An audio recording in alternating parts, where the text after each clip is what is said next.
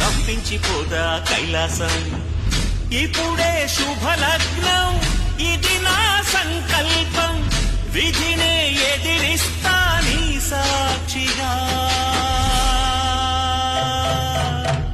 అళగర్పెరుమాళు అందాల చెల్లెలా మిలమిలలాడే మీనాక్షి, నా కంటి పాపని కాచుకో చల్లగా తెలవాలని రాత్రి.